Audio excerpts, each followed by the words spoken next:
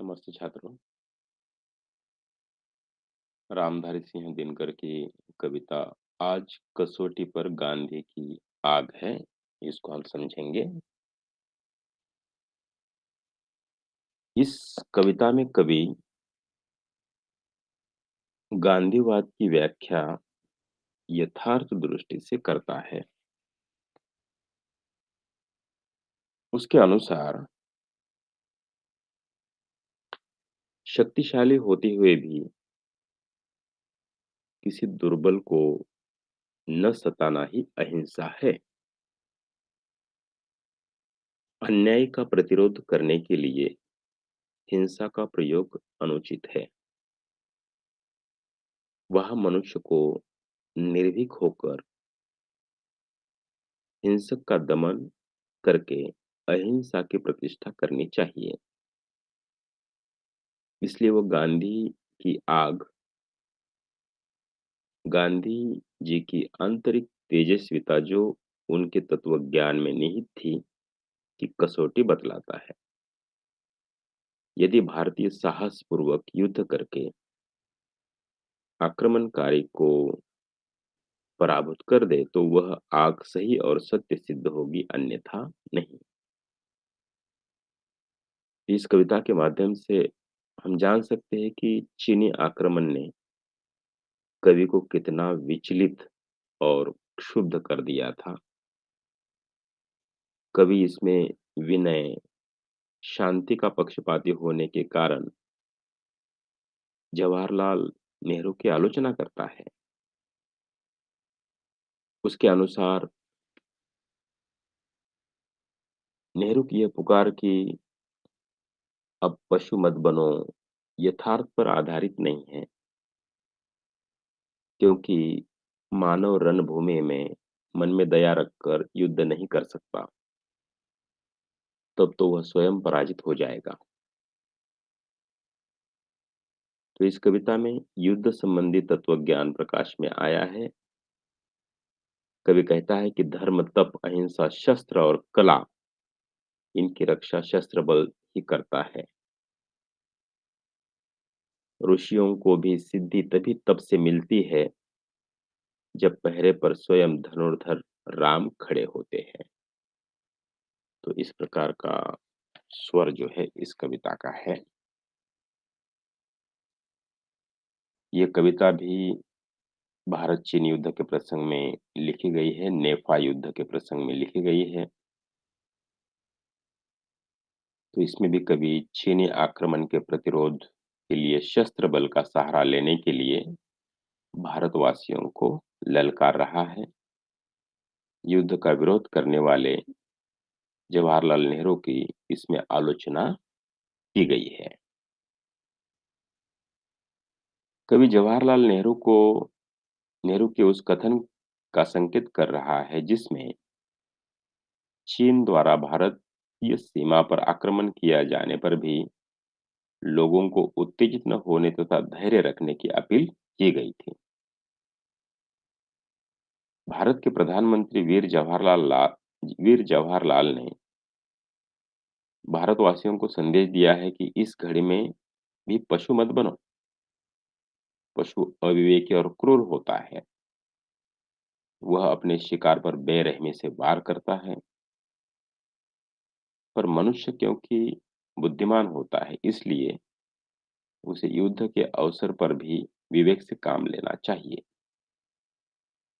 भारत क्योंकि धर्म प्रधान और सुसंस्कृत देश है, अतः यहाँ के निवासियों को पशु की भांति विवेक नहीं खोना चाहिए।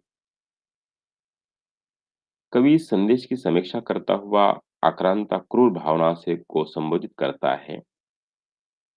हे नागिनी, तुम्हारा काम तो बिना विचारे प्रत्येक को डंक मारना है। तुमने बहुतों को अपनी क्रूरता का शिकार बनाया है, परंतु उन सबसे विलक्षण व्यक्तित्व है यह। इस अंधकार की अर्थात इस विपत्ति की घड़ी में जबकि साधनहीनता के कारण देश को पराजय एवं घोर निराशा का अनुभव हो रहा है, उस निराशा के कारण मंद रोशनी अर्थात उत्साह की हल्की ललकार या चेतावनी है। जवाहरलाल का ये कथन उस समय का है जब देश पर विपत्ति आई हुई है, निराशा व असफलताओं से उत्साह मंद है। भारत जबकि चीनी आक्रमण के कारण व साधनहीनता की वजह से बड़ी कठिन घड़ी से गुजर रहा है, उस समय भी उसकी यह देशवासियों को स्थिर व स्वर से की गई पुकार है। तात्पर्य यह है कि ऐसी संकटमय स्थिति में प्रायः क्रोध के कारण लोग विवेक खो बैठते हैं या घबरा जाते हैं, परंतु भारत इस दशा में भी अविचल स्वर में ऐसी विवेक भरी अपील कर रहा है। ये साधारण बात नहीं है। इसलिए बतलाओ कि क्या इस स्वर को आवाज को सुन रही हो और इसका भाव समझती हो? क्या तुमने इस पृथ्वी पर अर्थात संसार में कहीं और उस मनुष्य को देखा है जिसे कभी जहर नहीं चढ़ता है? अर्थात जिसके हृदय में कभी किसी के लिए द्वेष का भाव और कटुता नहीं आती, न ही कभी क्रोध का उन्माद या पागलपन आता है, जो कि युद्ध भूमि में भी पशु या विवेकहीन होने से घबराता है। तात्पर्य ये है कि इस जवाहरलाल लाल के अतिरिक्त कोई ऐसा व्यक्ति संसार में नहीं है जिसे किसी से शत्रुता और घृणा नहीं है। विकट परिस्थिति में भी क्रोध से पागल न हो, युद्ध के अवसर पर भी जो पशु की भांति क्रूर बनना पसंद नहीं करता। तो जवाहरलाल के संदेश की समीक्षा करता हुआ कवि कहता है, वीर जवाहरलाल ने कहा है कि इस विकट स्थिति में भी सैनिकों,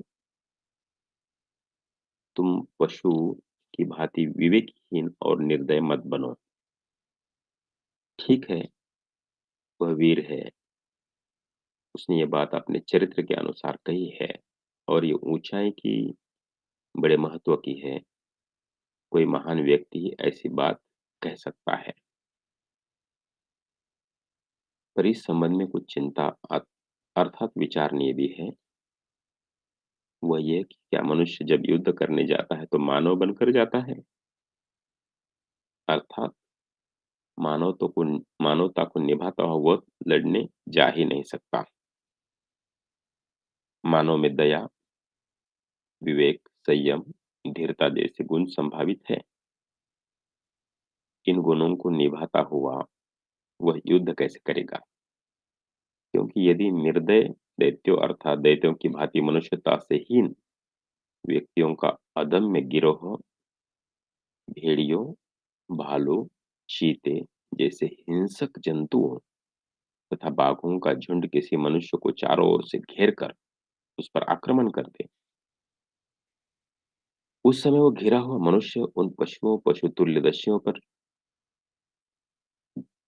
गल में पड़ी तुलसी की कंठी मालाया को छू छू कर, हाँ, हिंसा करना पाप है, इन्हें कैसे मारे, इन्हें मारने से हत्या लगेगी, ऐसा विचार करके रो रो कर हमला करेगा अर्थात रोक कर उन पर हमला करेगा तो उस दशा में अंधाधुंध आक्रमण करने वाले पशु के सदृश क्रूर आक्रामक की ही जीत होगी, मनुष्यता की हार होगी तथा अंत में इन पर वार करो या न करो, इस संशय में पड़ा मनुष्य स्वयं ही मर जाएगा। तो तात्पर्य यह है कि जवाहरलाल का ये कथन आदर्श वचन तो है, पर यथार्थता से सर्वथा दूर है। क्योंकि यदि राक्षसी वृत्ति के लोग अथवा हिंस्र जीव कहीं मनुष्य पर हमला कर दे तो वो क्या करें? या तो वो भागने अथवा अंधाधुंध प्रत्याक्रमण करके उन्हें मार भगाने का प्रयत्न करेगा। अगर कहीं उन आक्रामक क्रूर व्यक्तियों पर स्वयं हाथ उठाने में हिचकिचाया और लड़ने के लिए अचकचाया तो वो पराजित होगा या मारा जाएगा और दूसरे जीत जाएंगे। तो कवि कह रहा है कि पशु बने बिना इस संसार में निर्वाह नहीं होता। वीर जवाहरलाल ने भारतवासियों को कहा है कि इस स्थिति में भी पशु या पशु की भांति क्रूर न बनो, परंतु यह केवल आदर्श की बात है। यदि हो सके तो बहुत अच्छा हो। इस अमृत की लहर धारा को कौन पीने देता है? तात्पर्य है कि मनुष्य मनुष्य ही रहे, पशु न बने। इसमें अमृत का रस है। अमृत मृत्यु पर विजय दिलाता है। यदि मानव पशुता पर न उतर आए तो युद्ध सदृश हिंसा कांड न हो, मनुष्य सुखपूर्वक शांति से अपनी आयु भर जिए। यह अमृत का रसपान नहीं तो क्या है। परंतु यह तभी संभव है जब सब ऐसा सोचे, उसके अनुसार आचरण करें। और कुछ लोग आदर्शवाद के फेर में पड़कर शांति के पुजारी बन जाए और दूसरे अवसरवादी बनकर सत्ता के मद में चूर हुए उस शांति को भंग करें। उन शांति के पक्षपातियों पर आक्रमण कर दे तो वे क्या करेंगे? तो उपर्युक्त आदेश का पालन करके आक्रांता पर दयालु बने तो स्वयं उसके हाथों मारे जाएंगे। संसार में इस प्रकार के आक्रांता विद्यमान हैं। इस कारण अमृत रस तुल्य उस आदर्श का पालन यहाँ कौन करने देगा? जो पशु न बने अर्थात पशुत्व पर न उतर आए, आक्रांता के साथ पशु की भांति क्रूरता न बरते तो उसे कौन जीने देता है? उसे स्वयं मरना पड़ता है। तो कवि कह रहा है कि संसार में मत्स्य न्याय या डंडे का राज चल पड़ा है, अतः पशु बने बिना यहाँ निर्वाह नहीं हो सकता। कवि कहता है कि हे मानव, यहाँ भैंस भैंस का खेल शुरू हो गया है। जैसे भैंसें परस्पर लड़ा करती है, एक भैंस सींग मारकर दूसरी को ठेला करती है। इसी प्रकार सत्ता व शक्ति के मद में एक मनुष्य या राष्ट्र दूसरे को छेड़ता है, उस पर आक्रमण कर देता है। ऐसी स्थिति में भी तू जानवर बन ले, जीना चाहता है तो उसकी भांति तू भी लड़। तू भी पशु की ही भांति डकार, गरज। जंगल की यही भाषा है। जंगल न्याय यही है कि परस्पर लड़ते रहो। जिसके हाथ में बल हो वह जीत जाए और जीवित रहे। अब तू भी बल का प्रयोग कर, सिर पर पैने सिंह बांध ले और बगनखे हाथों में पहन ले। जिससे बाघ के पंजों में नाखून होते हैं, इसी प्रकार तू भी हाथ में बगनखा रख ले। इस प्रकार लड़ने के योग्य हो जाएगा। तात्पर्य यह है कि यद्यपि संसार सभ्य होने का दावा करता है, पर उसमें पशु प्रवृत्ति अभी भी चल रही है। जैसे भैंसें परस्पर लड़ती है और सींगें तुड़ा बैठती है, इसी प्रकार मनुष्य मनुष्य, राष्ट्र राष्ट्र आपस में झगड़ते हैं। तब तो ही कैसे बचा रहेगा। इसलिए पशु के साथ भिड़ने के लिए पशु बन जा और शस्त्र धारण कर ले, तभी तेरा कल्याण है। और कवि प्रश्न करता है कि पशु बनने में तुझे क्यों संकोच है? कवि भारतीय नागरिक से पूछता है कि क्या तू पशु बनने में संकोच कर रहा है? लुक छिप कर घर में परस्पर भी तो लड़ता है। फिर रणस्थल में शस्त्र लेकर वह जंगलीपन या क्रूरता का खेल निसंकोच नहीं खेलेगा। वहां तो क्रूरता दिखाने पर कोई रोक नहीं है। क्रूर बनकर भयंकर जहरीले सर्प का सिर नहीं चुरेगा। तो आशय यह है कि जब लोग छोटी-छोटी बातों पर यूं भी आपस में लड़ते हैं, एक दूसरे का गला काटते हैं, वह भी तो पश्चित वही है।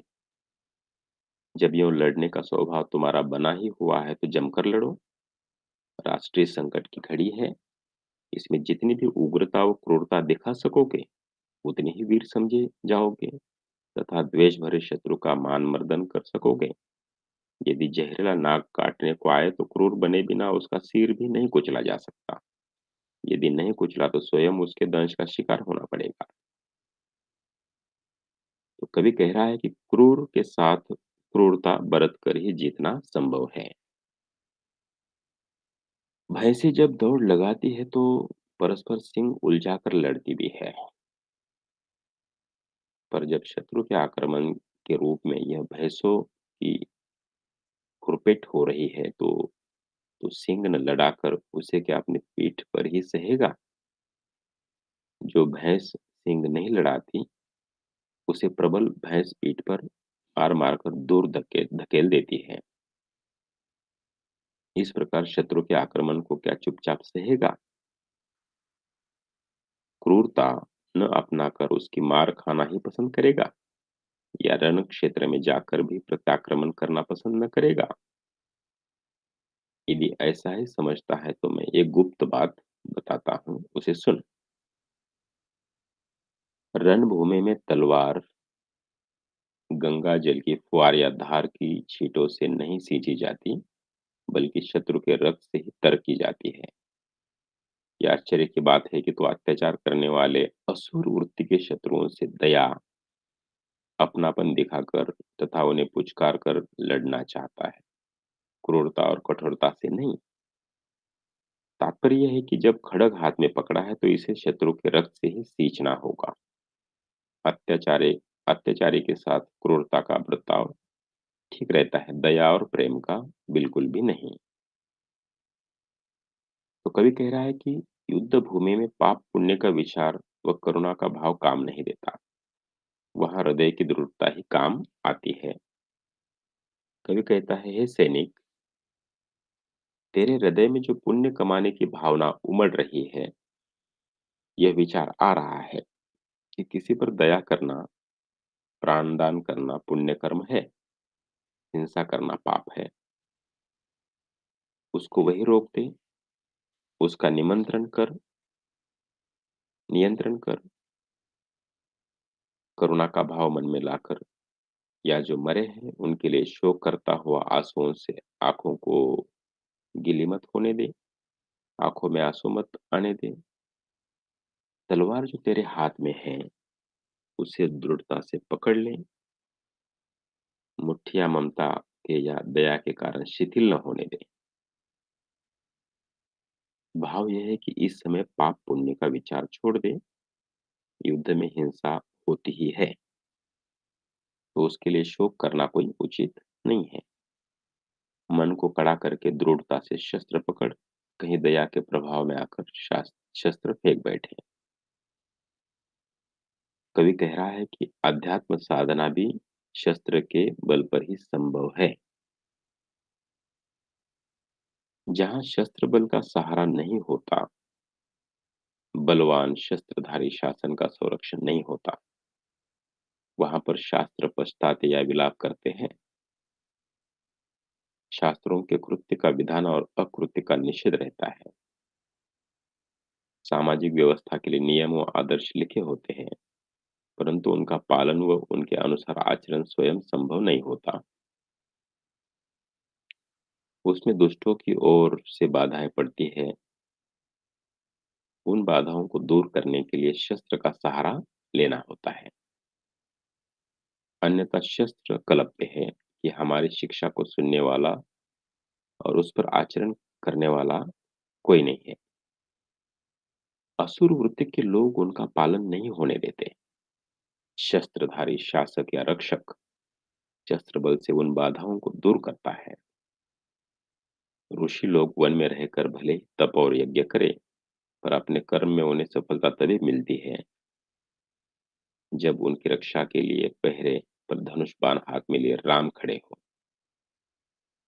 तो आशय यह है कि धर्मशास्त्रों के निर्देशों का पालन भी शस्त्र बल की छाया में ही संभव है। प्राचीन काल में ऋषियों की तपस्या राक्षसों की सेना द्वारा बाधित होती थी, इसलिए वे राजाओं से सहायता लेते थे। अतः भारत यदि अध्यात्म की साधना करना चाहता है, तो भी उसे शस्त्र बल का सहारा लेना ही होगा।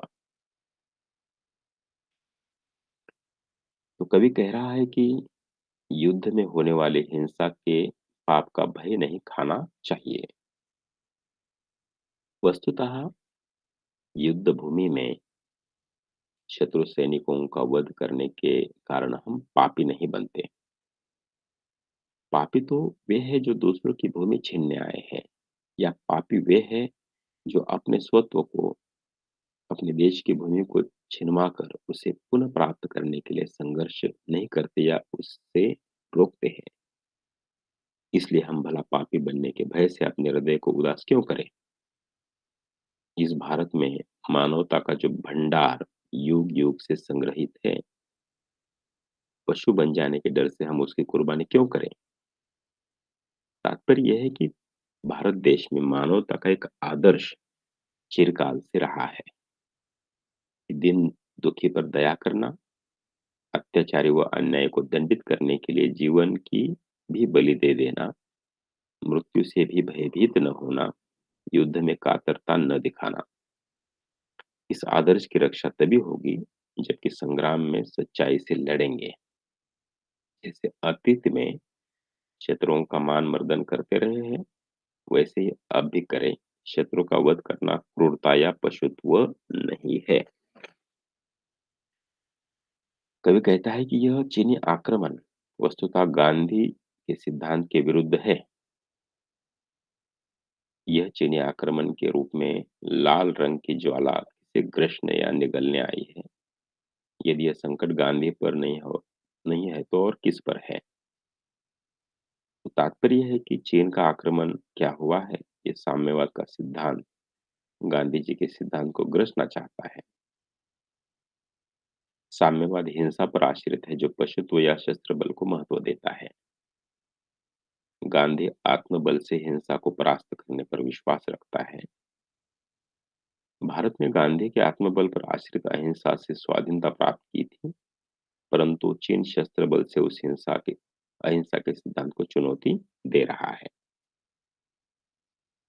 कवि कह रहा है कि अहिंसा के पक्षपाती होने पर भी गांधीवाद की या गांधी के उस आत्मबल पर आश्रित अहिंसावाद की रक्षा के लिए शस्त्र का आश्रय लेना चाहिए। यदि हम अहिंसावादी इस समय हिंसा द्वारा मचाए गए हाहाकार की कल्पना से झिझक गए, अर्थात हम यदि ये सोचकर कि शस्त्र बल का सहारा लेकर हमने घोर संग्राम किया तो बहुत रक्तपात होगा, न जाने कितनी प्राण हानि होगी, सब और रुदन और आर्तनाद सुनाई देगा, युद्ध करने से रुक गए तो पशुओं या पशु की भांति क्रूर हिंसकों की मार या आक्रमण से गांधी को सिद्धांत को गांधी जी के सिद्धांत को कौन बचा सकेगा? तात्पर्य है कि शस्त्र बल से हम आक्रामक का मुंह तोड़ उत्तर नहीं देंगे तो गांधी का ये देश आत्मबल व अहिंसा का मजाक उड़ाने वाले इन चीनियों के अधिकार में चला जाएगा तथा अहिंसा का सिद्धांत सदा के लिए डूब जाएगा। कवि कह रहा है कि इस चीनी आक्रमण के कारण गांधी का सारा सिद्धांत खतरे में पड़ गया है। यह समय पूछ रहा है कि आज निर्भयता की वह कभी न बुझने वाली अग्निशिखा कहाँ है? सत्य का वह वज्र अर्थात अटूट अस्त्र कहाँ है? विनय या नम्रता की लोहे की बनी रीढ़ मेरुदंड कहाँ है? तात्पर्य यह है कि महात्मा गांधी के अहिंसा आंदोलन में निर्भयता की कभी न बुझने वाली अग्निशिखा थी। भीषण दमन होने पर भी उसमें भय का लेश नहीं रहता था। वज्र इंद्र का वह आयुध है जो कि कभी विफल नहीं होता। गांधी जी का वज्र जैसा हथियार सत्य था जिससे वे नहीं डिगते थे। विनम्रता उनके संग्राम की लौह में रीढ़ या आधार थी। अर्थात कठिन से कठिन और अधिक से अधिक उत्तेजना होने पर भी उद्दंड या उग्र नहीं होते थे। उनकी वह विनम्रता बनी रहती थी। वह आज कहाँ दिखाई देती है? अर्थात कहीं भी नहीं। उसके अभाव में शस्त्र बल ही एकमात्र सहारा है। तो कवि कह रहा है कि यह चीनी आक्रमण क्या हुआ? गांधी जी के उस अहिंसा सिद्धांत की परीक्षा है। इसलिए शीर्षक दिया है आज कसौटी पर गांधी की आग है। तो समय पूछ रहा है कि आज सागर की वो आंतरिक अग्नि कहाँ चली गई जिसके ओठों पर इतना झाग या फेन है। अर्थात जैसे समुद्र के अंतर में पूर्वानल रहता है तथा ज्वार आने पर उसमें खूब झाग उठते हैं कि जो पानी के ऊपर छाए रहते हैं। इस प्रकार जनसमूह के अंतर में उस समय तीव्र आग थी जब महात्मा गांधी सत्याग्रह आंदोलन का नेतृत्व करते थे। भारी जोश और आवेश वो आज कहाँ है? आज अहिंसा की कसौटी पर नहीं बल्कि वास्तव में गांधी की आग, गांधी का वह जोश, वह ओज जिसने जिससे उसने स्वाधीनता संग्राम का नेतृत्व किया था, अर्थात कसौटी अर्थात परीक्षा पर रखा है। तो आशय ये है कि इस समय देखना है कि उन दिनों जो उत्साह और जोश, जो चेतना भारत की जनता में दिखाई देती थी, आज दिखाई नहीं दे रही है। इसलिए परीक्षा की घड़ी है। महात्मा गांधी की वो तीव्र स्वतंत्रता की भावना उनके देशवासियों में है या नहीं? यदि होगी तो इस समय भी भारत देश अपनी स्वाधीनता की रक्षा के लिए एकजुट होकर खड़ा हो जाएगा। बहुत-बहुत धन्यवाद।